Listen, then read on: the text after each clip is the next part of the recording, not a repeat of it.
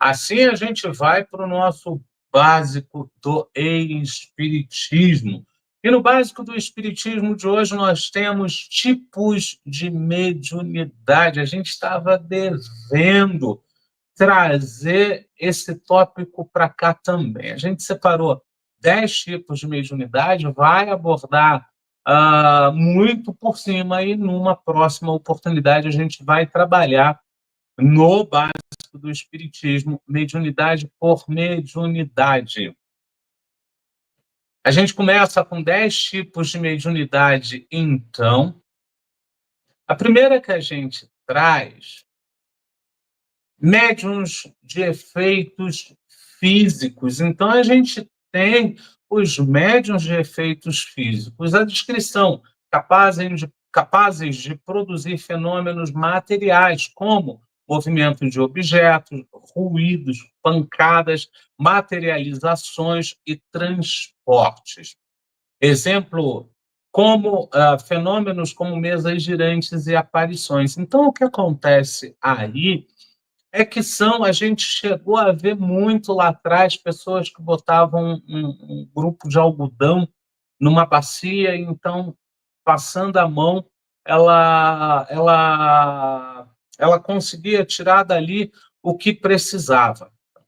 Isso era um dos efeitos físicos. O outro efeito físico era a gente ouvir ruído, ouvir pancada, ouvir tudo, né? Então, não configura a gente simplesmente deixar a coisa. Movimento de objetos, ruídos, pancadas. A Derlei ainda hoje tem disso.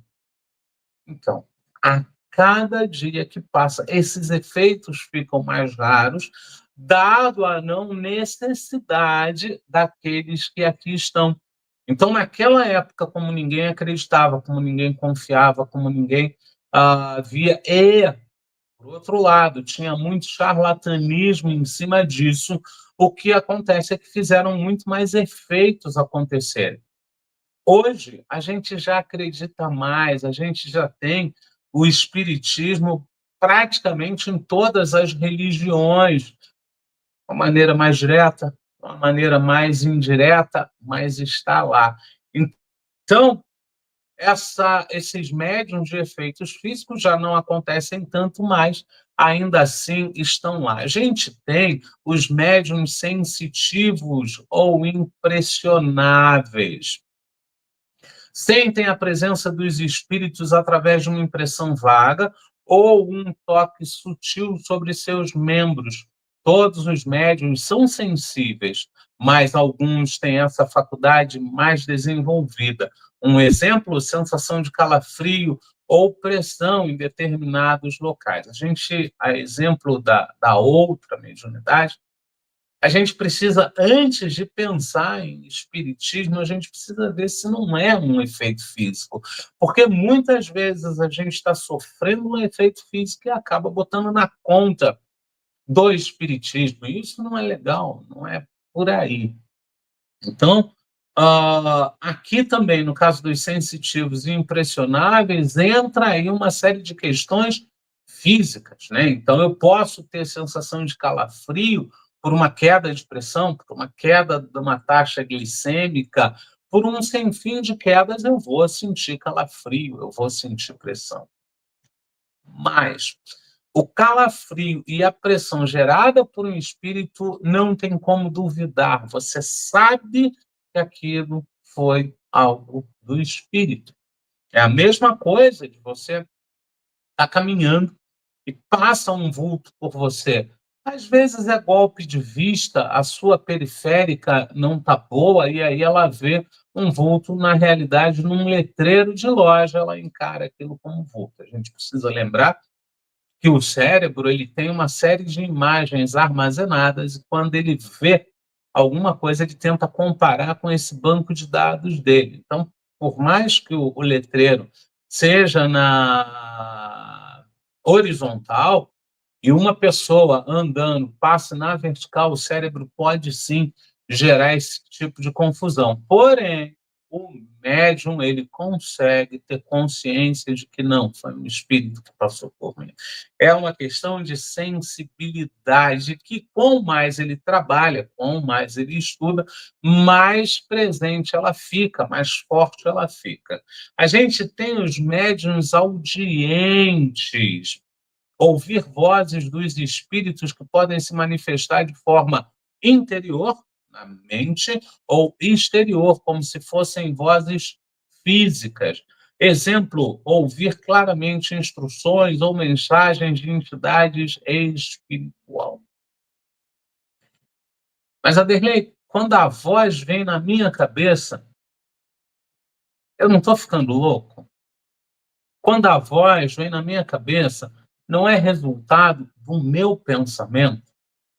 Quando a voz aparece na minha cabeça, não sou eu que entrei num estágio ali de relaxamento tal e trouxe a voz para minha cabeça? Isso pode acontecer. E quando acontecer, você vai saber que é isso, que é seu. O que acontece com essa voz é que é uma outra pessoa. Então, uma outra maneira de falar, é um outro linguajar, é uma outra estruturação de frases e parágrafos, e as ideias que ela traz nem sempre são ideias que você conhece, que você domina. Então, é muito importante, eu repito, o médium, nessa hora, ele sabe que a voz não é dele. Algo dentro dele vai dizer, olha, é alguém falando com você. E a gente precisa vigiar e orar, né? Porque não é porque eu sou um médium audiente que eu vou sair por aí ouvindo tudo que eu quero ouvir tudo. Inclusive, nos é ensinado que quando a mediunidade está estudada, equilibrada e sendo praticada com parcimônia e constância, ela não te pega em qualquer lugar. Então, você não vai ouvir vozes na tua casa, você não vai ouvir vozes na tua garagem, você não vai ouvir vozes no teu emprego, você não vai ouvir vozes na casa da sogra. Não vai acontecer.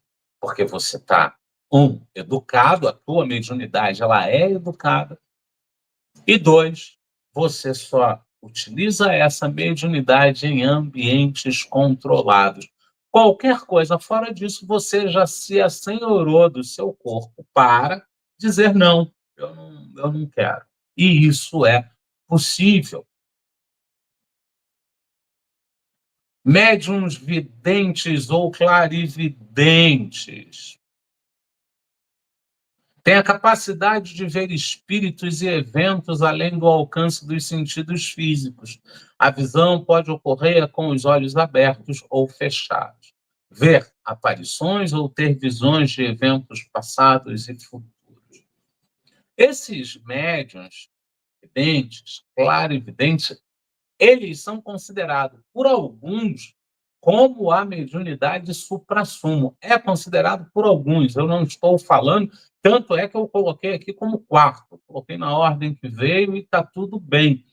Mas alguns lugares, sites respeitados e tal, dizem que, olha, essa é a mediunidade mais rara, é a mediunidade mais forte. Gente, se você está no caminho do bem, se você se dedica, se você vai com tudo, se você estuda, se você promove reforma íntima no campo moral e no campo intelectual, as mediunidades vão vindo, elas virão. Porque quanto mais moral e intelecto você tenha, mais você vai ser um soldado do bem, porque precisa ser de muitas pessoas no bem. Então, quando alguém mostra que está ali melhorando e tal, ele já é chamado. Né? Misturando aqui as religiões, nota o que acontece com aquela, entre aspas, pior pessoa que vai para a evangelização.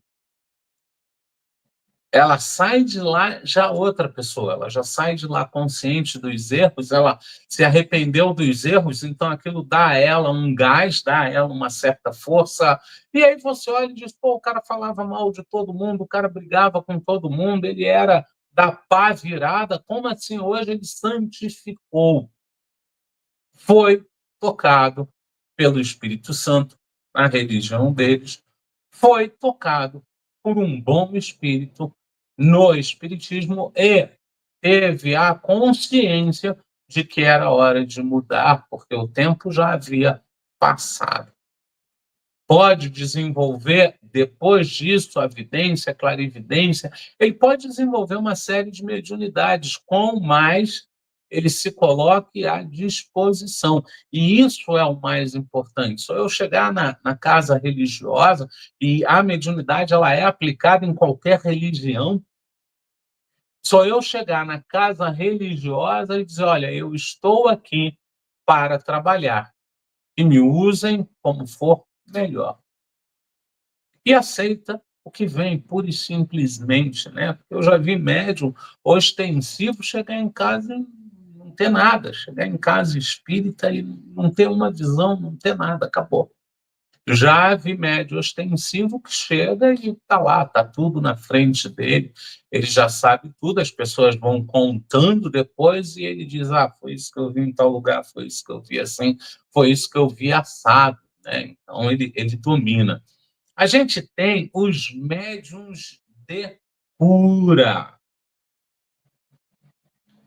Utilizam a energia espiritual para curar doenças físicas e espirituais através do toque, do olhar ou de métodos energéticos. Exemplo, sessões de cura espiritual ou imposição das mãos. A gente tem no passe um tratamento e você tem outros tratamentos que levam direto à cura, buscando a cura para todo tipo de enfermidade, para todo tipo mesmo. A gente não pode esquecer que muitas vezes essa cura é um conforto. Você vai passar por aquilo, porque você precisa passar por aquilo para crescer. Você vai passar por aquilo porque você missionariamente vai deixar uma mensagem muito forte depois que passar aquilo. Então você vai passar. Mas o tratamento de cura, nessa hora, ele te dá conforto, segurança, amparo e todo um suporte, desculpa, e todo um suporte que você vai se sentir muito tranquilo, muito calmo. Todo mundo ao teu derredor vai estar confuso, triste, solitário, chorando, e você está ali, na boa, você está recebendo o devido tratamento. Aderley, o médium de cura, ele já vem pronto para ser médium de cura. A gente lembra que quando a gente está fazendo a nossa programação reencarnatória, quando podemos fazer,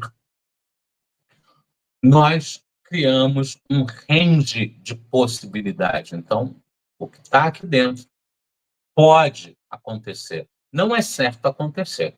Pode ser que eu encontre alguém, pode ser que eu fique com alguém, pode ser que eu reencontre uma esposa de algumas reencarnações passadas e a gente deturpe. A gente veio para ser amigos e a gente acaba se envolvendo num relacionamento. Pode ser, inclusive, que essa ex-esposa lá da vida passada possa estar casada. E por conta disso, eu acabo virando amante dela. Estou em erro. Mas a força do amor, nesse caso, é um pouco mais forte. Daí a gente precisa respeitar. Mas eu posso ir para a cura, para a sessão de cura, para o centro de cura, para curar qualquer coisa? Eu posso, não tem problema algum. Eu posso, inclusive, ir se eu achar que eu não tenho nada, porque o perispírito, bem provavelmente, alguma coisa tem. E aí a pergunta que foi feita, a pessoa não deixa eu me perder, é: o médium de cura já nasce como médium de cura? Então, gente, ele nasce com um range de possibilidades. Nesse range de possibilidades, pode ser que ele trabalhe com cura. A gente conhece muito bem Paulo Neto, que voltou para o plano espiritual. E Paulo Neto foi escolhido como médium de cura por um médico do plano espiritual depois que ele tinha muitos anos. Muitos anos. Eu não sei se 40, 50, 60, 70, não sei. Mas ele tinha uma idade já avançada. O médico lá recebeu autorização para fazer um trabalho na crosta terrestre e deram a ele um range de médiums que poderia atendê-lo. Ele já estava de olho no Paulo Neto e mesmo o Paulo Neto não estando nesse range, o Paulo Neto foi escolhido e trabalhava muitíssimo bem. Por conta da questão da cura, ele não tinha evidência, ele não tinha clarividência, então ele sempre pedia a um corpo de médium para estar ali e dizer para ele o que foi feito naquela pessoa. Cada médium de cura tem o seu procedimento, tem a sua maneira, não é isso que a gente vai falar. Médiums psicográficos ou de escrita automática, psicógrafos ou de escrita automática. Escrevem mensagens espirituais sem consciência própria, recebendo informações diretamente dos espíritos. Produção de textos ou cartas com conteúdos que o médium não tem conhecimento prévio. Então, Chico fazia muita psicografia, Edivaldo faz muita psicografia, e essas psicografias, elas são, assim, totalmente a parte da cabeça do médium. Então, ele começa a escrever, seja por ditado, o espírito usa a audição dele, ali, a audição interna ou a audição externa dele, para ditar o que quer. E ainda tem um sistema automático, o espírito pega a tua mão e ele escreve. Lembrando que, no caso de ouvir, o médium também é um intérprete. Então, não espere que as palavras sejam as mesmas da pessoa que você conheceu. Bem provavelmente ela vai dar um dado ali que só vocês dois sabem. Mas a maneira de falar vai ser do médium, porque foi um ditado. E dependendo do que a pessoa fala, o médium faz uma interpretação ao invés de botar aquilo puro e seco, né? Puro e secamente. E a gente tem o médium automático, que esse sim é o espírito quem usa sua mão para escrever. Nesse caso, a letra é do espírito, a maneira de escrever é do espírito, as construções de parágrafo, de frases, de ideias, é toda ela do espírito. O médium aqui ele só empresta. A gente lembra que Chico já escreveu coisas extremamente separadas com as duas mãos ao mesmo tempo. A gente tem, então, os médiuns intuitivos. A gente lá atrás falou do Paulo Neto. Recebem pensamentos ou inspirações dos espíritos de forma espontânea e intuitiva. A intervenção espiritual é menos evidente, mas o médium sente que os pensamentos não são seus. Ter ideia ou soluções que parecem vir de uma inspiração súbita. A gente precisa lembrar que a gente tem uma coisa chamada inteligência funcional.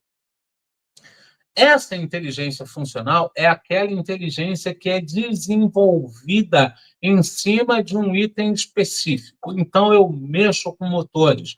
Eu tenho uma inteligência funcional voltada para motores. O que significa que, quando o motor me apresentar um problema, por eu ter essa inteligência, eu consigo raciocinar e dizer: o problema bem provavelmente está aqui.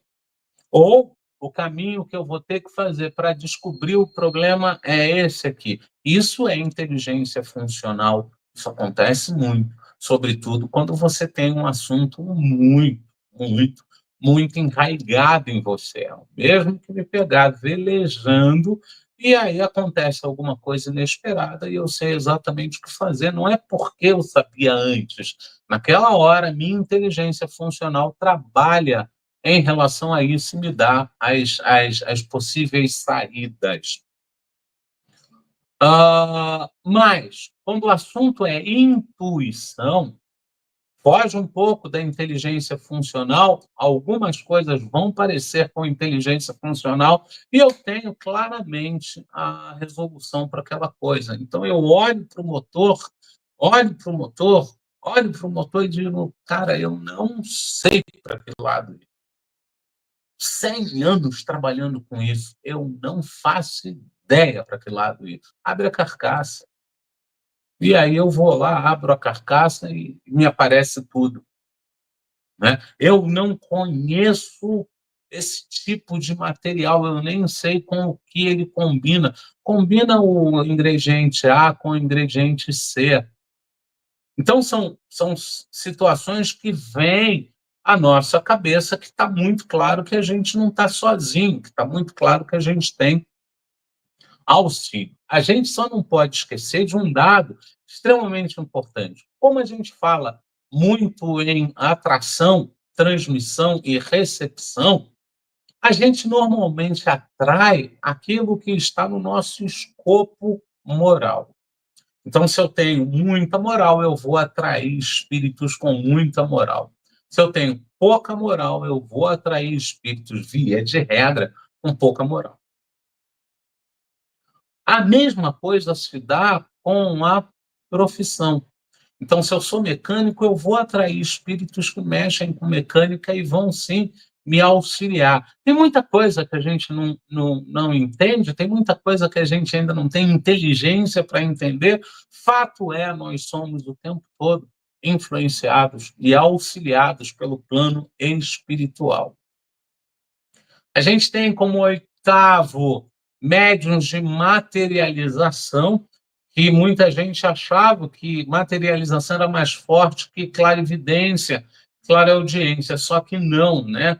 Capazes de materializar objetos ou entidades espirituais visíveis e tocáveis, tangíveis para outras pessoas, aparição de figuras espirituais ou objetos durante sessões mediúnicas. Mas, Aderlei, certa vez eu estava lá estudando e me falaram que para uma materialização é preciso muito ectoplasma. Muito, muito, muito fluido. Como se dá isso?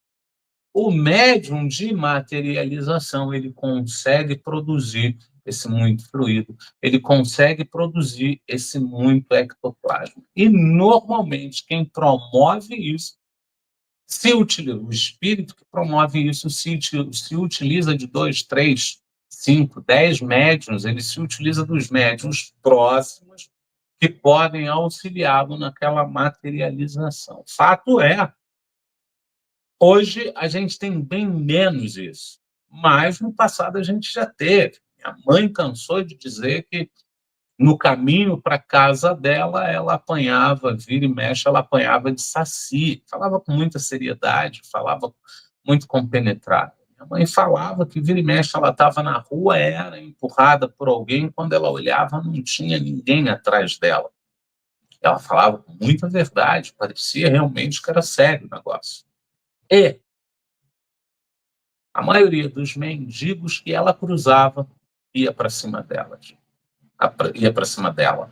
Então, ela vivia essa coisa da materialização. Bem, provavelmente era um médium de materialização não educado. Então, como não tinha educação na mediunidade, tudo acontecia porque ela não tinha também o controle disso.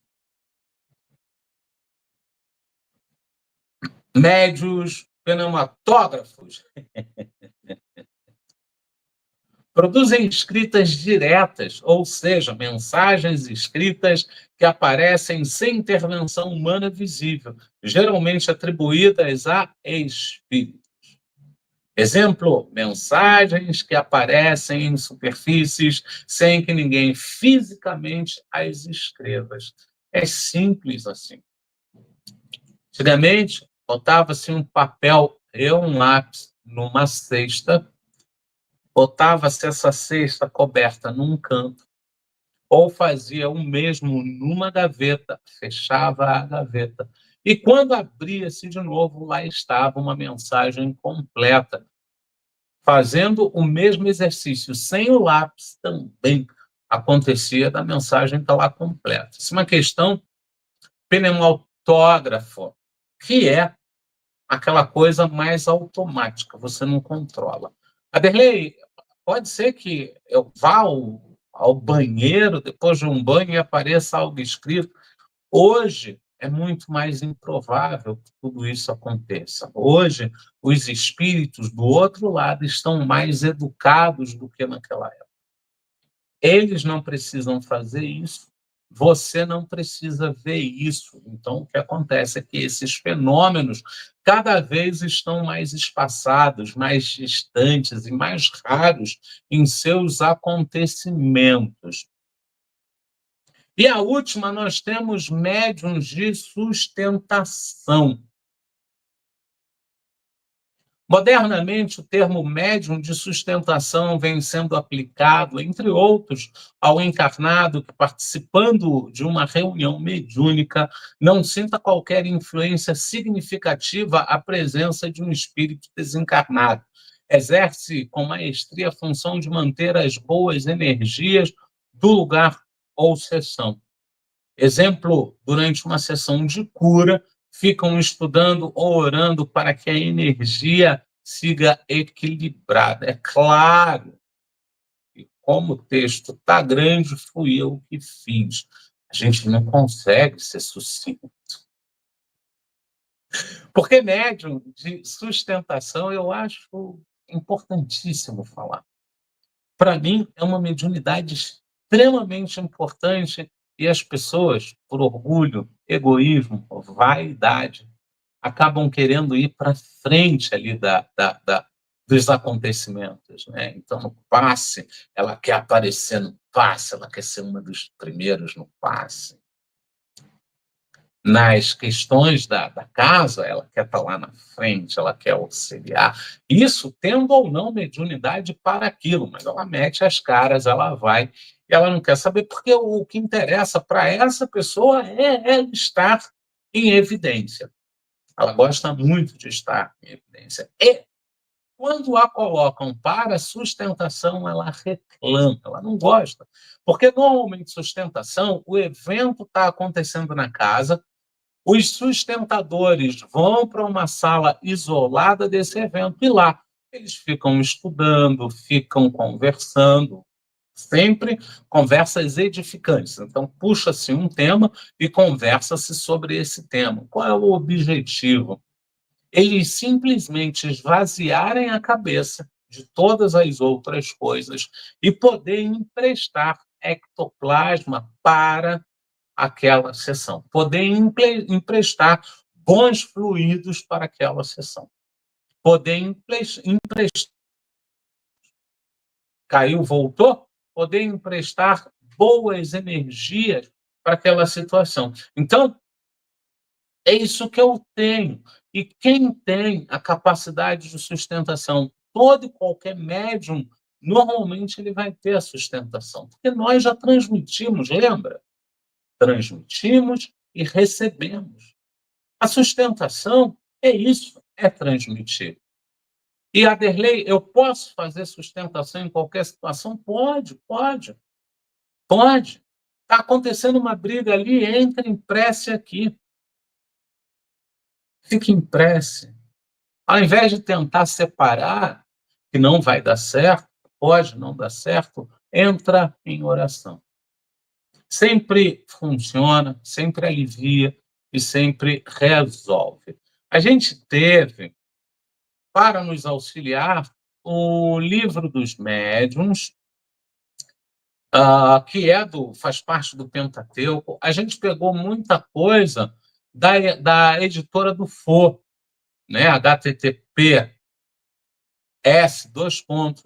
loja.editoradofo.com.br, tipos de mediunidade. A gente pegou algumas de lá, pegou algumas de outros lugares e tocou. Gente, a gente agradece imensamente a todos e aqui nós trabalhamos tipos de mediunidade no nosso básico do espiritismo.